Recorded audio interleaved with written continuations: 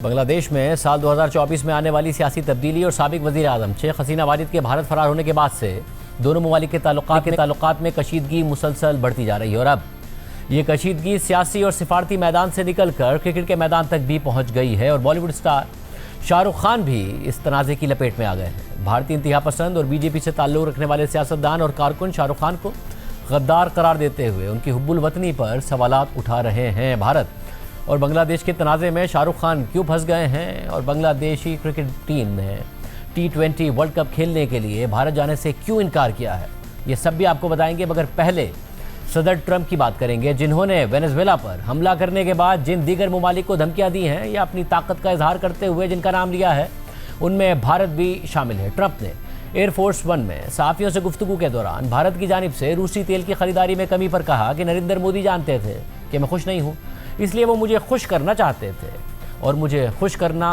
अहम था। They wanted to make me happy, basically.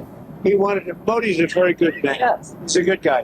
He knew I was not happy, and it was important to make me happy. They do trade, and we can raise tariffs on them very quickly, and it would be very bad for them.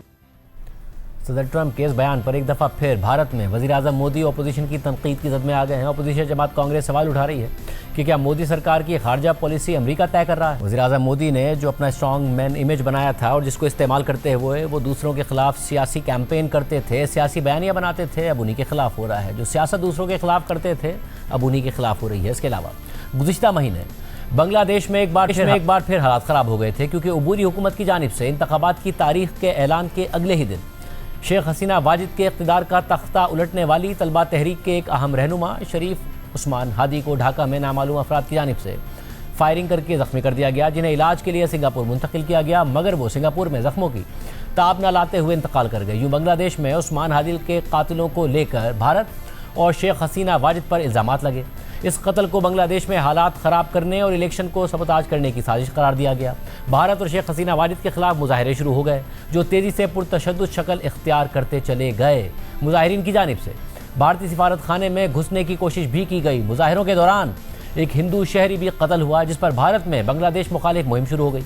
Bangladesh से नफरत का इजहार किया जाने लगा, बांग्लादेश पर भारतीय एहसानात गिनवाए जाने लगे। भारत में बांग्लादेशी एम्बेसी के बाहर एहतजाज किया गया। साथ ही साथ हुकूमती सतह पर भी दोनों ममालिक के दरमियान शदीद तनाव देखा गया और इसी दौरान मुत्तहदा अरब अमारात में IPL 2026 का ऑक्शन हुआ तो शाहरुख खान की टीम कोलकाता नाइट राइडर्स ने बांग्लादेशी फास्ट बॉलर मुस्तफिजुर रहमान को 9 करोड़ से ज़ायद भारतीय रुपए में खरीद लिया। मुस्तफिजुर रहमान IPL के इस सीज़न में खरीदे गए वाहिद बांग्लादेशी खिलाड़ी थे और यहीं से बीजेपी के रहनुमाओं और हिंदू इंतहा पसंदों की जानिब से भारतीय हुकूमत और क्रिकेट बोर्ड पर दबाव डाला गया कि बांग्लादेशी क्रिकेटर को IPL खेलने की इजाज़त ना दी जाए। मुस्तफिजुर रहमान को कोलकाता नाइट राइडर्स के लिए खरीदने पर खुद शाहरुख खान को कड़ी तनकीद का निशाना बनाया जाने लगा। उन्हें मुल्क से गद्दारी तक के ताने दिए गए और धमकियां भी दी गई। भारतीय क्रिकेट बोर्ड BCCI की जानिब से कोलकाता नाइट राइडर्स को बाकायदा हिदायत की गई थी कि वो बांग्लादेशी खिलाड़ी मुस्तफिजुर रहमान को अपने स्क्वाड से रिलीज़ कर दे। उन्हें मुतबादिल खिलाड़ी का ऑप्शन दिया जाएगा। इसके बाद शाहरुख खान की टीम कोलकाता नाइट राइडर्स ने ऐलान कर दिया कि उसने मुस्तफिजुर रहमान को अपनी टीम से रिलीज़ कर दिया है। भारतीय क्रिकेट बोर्ड और कोलकाता नाइट राइडर्स के मुस्तफिजुर रहमान के साथ इस रवैये के बाद बांग्लादेशी क्रिकेट बोर्ड ने इतवार को हंगामी इजलास बुला लिया और इजलास के बाद ऐलान कर कि बांग्लादेशी क्रिकेट टीम अगले महीने से शुरू होने वाले T20 वर्ल्ड कप के मैचेस खेलने भारत नहीं जाएगी। बांग्लादेशी क्रिकेट बोर्ड के एलामिया के मुताबिक बोर्ड ऑफ डायरेक्टर्स के एक हंगामी इजलास में T20 वर्ल्ड कप 2026 से मुतालिक हालिया पेशरफ्त पर गौर किया गया, जिसकी मेज़बानी भारत और श्रीलंका कर रहे हैं। मौजूदा सूरत हाल का तफसीली जायज़ा लेने, भारत में बांग्लादेशी स्क्वाड की सलामती और सिक्योरिटी से मुतालिक बढ़ते हुए खदशात और बांग्लादेशी हुकूमत के मशवरे को मद्देनज़र रखते हुए बोर्ड ऑफ डायरेक्टर्स ने फैसला किया है कि मौजूदा हालात में बांग्लादेश की कौमी टीम भारत का सफ़र नहीं करेगी। एलामिया में मुस्तफिजुर रहमान का नाम लिए बगैर लिखा गया कि बोर्ड ने गुज़िश्ता 24 घंटों की पेशरफ्त का भी जायज़ा लिया और भारत में खेले जाने वाले मैचेस में बांग्लादेश की कौमी टीम की शिरकत से मुतालिक मजमूई हालात पर गहरी तशवीश का इजहार किया। इस फैसले की रोशनी में बांग्लादेश क्रिकेट बोर्ड ने ICC से बाज़ाब्ता दरख्वास्त की है कि बांग्लादेश के तमाम मैचेस भारत से बाहर किसी और मकाम पर मुंतकिल करने पर गौर किया जाए। बोर्ड का मानना है कि ऐसा कदम बांग्लादेशी खिलाड़ियों, टीम ऑफिशल्स, बोर्ड मेंबर्स और दीगर मुतल्लिका अफराद की हिफाजत को यकीनी बनाने के लिए ज़रूरी है और इससे टीम को एक महफूज और मुनासिब माहौल में टूर्नामेंट में शिरकत का मौका मिलेगा। सिर्फ यही नहीं, आज बांग्लादेशी हुकूमत की जानिब से मुल्क में IPL के मैचेस दिखाने पर भी पाबंदी लगा दी गई है। इस हवाले से बांग्लादेश की वजारत इत्तलात व नशरियात ने बांग्लादेशी TV चैनल्स को बाज़ाब्ता ख़त के ज़रिए हिदायत जारी कर दी हैं। बांग्लादेशी हुकूमत के मुशीर खेल आसिफ नजरुल ने बांग्लादेशी क्रिकेट बोर्ड के फैसले का खैर मकदम करते हुए कहा है कि हम इस फैसले को वेलकम करते हैं जो भारतीय हुकूमत की बदतरीन कम्यूनल पॉलिसी में उठाना पड़ा है। इसके अलावा बांग्लादेश की मुशीर इत्तलात रिजवाना हसन ने कहा है कि जब दो ममालिक के दरमियान सियासी कशीदगी हो तो सकाफती तबादले और खेल कशीदगी को कम करने में मदद देते हैं, लेकिन जो कुछ हो रहा है वो बिल्कुल इसके बरक्स है।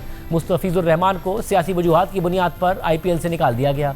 हमारे लोगों के जज्बात को ठेस पहुंची है, हम इसका सख्त जवाब देंगे। हम मुस्तफिजुर रहमान को ड्रॉप करने या निकालने के जवाब को तस्लीम नहीं करते। बांग्लादेश की मुशीर इत्तलात रिजवाना हसन के इस बयान पर तबसरा करते हुए कांग्रेस के रहनुमा शशि थरूर ने लिखा कि अफसोस कि वो दुरुस्त कह रही हैं। इसके अलावा शशि थरूर ने भारतीय न्यूज़ एजेंसी ANI से बात करते हुए कहा कि खेलों को सियासत से अलग रखना चाहिए, ये बदकिस्मती और गैर दानिशमंदाना फैसला है। BCCI की तरफ से एक दफ़ा मुस्तफिजुर रहमान के नाम की मंजूरी देने के बाद उनका नाम वापस लेने से अच्छा तासुर नहीं गया। I've made my view very clear on this from the start. I've argued for some time that sport should be kept apart from politics, or rather that sport should not be made to bear the principal burden of political failures. The fact of the matter is that there are many other ways in which we are dealing with Bangladesh as we have to. Bangladeshi cricket board के फैसले पर भारतीय cricketers और सहाफ़ी भी तजिया कर रहे हैं। भारतीय सहाफ़ी विक्रांत गुप्ता ने एक्स पर पोस्ट करते हुए लिखा कि बांग्लादेश क्रिकेट बोर्ड के पास अपनी अबूरी हुकूमत के हुक्म पर अमल करने के सिवा कोई और रास्ता नहीं है, ख़ास तौर पर उस वक्त कि जब भारत के साथ उनके ताल्लुकात मुकम्मल तौर पर ख़राब हो चुके हैं। लेकिन हकीकत यह है कि बांग्लादेश पाकिस्तान नहीं है। ICC को पाकिस्तान की ज़रूरत होती है और पाकिस्तान की तरफ से धमकी हकीकी हो सकती है। बांग्लादेश का मामला ऐसा नहीं है और अगर वो अपने मौक़िफ़ पर डटे रहे तो उन्हें वर्ल्ड कप के मैचेस से महरूम होने का ख़तरा होगा। इस पूरी सूरत हाल में जहाँ भारत और बांग्लादेश में शदीद तनाव है, भारत में इसे मजहबी रंग दिया जा रहा है, तो वहीं कल बांग्लादेश ने T20 वर्ल्ड कप के स्क्वाड का ऐलान किया तो हिंदू मजहब से ताल्लुक़ रखने वाले बांग्लादेशी खिलाड़ी लिटन दास को कप्तान बना दिया, जिस पर भारतीय सहाफ़ी रादीप सरदेसाई ने लिखा कि अब लिटन दास बांग्लादेशी क्रिकेट टीम के कप्तान हैं। उनका इंतखाब मेरिट पर किया गया है, मगर जिन हालात का हमें सामना है इससे एक मस्बत और मजबूत पैगाम जाएगा। इससे ये वाज़ेह होता है कि जब इंतहा पसंद सियासत तकसीम करती है तो खेल कैसे मुत्तहिद करता है। भारत एक दफ़ा फिर सियासी तनाज़ात को क्रिकेट में ले आया है, जिससे ICC का एक और बड़ा टूर्नामेंट मुतासिर होने का खदशा पैदा हो गया है। पाकिस्तान पहले ही अपने मैचेस भारत में नहीं खेलेगा।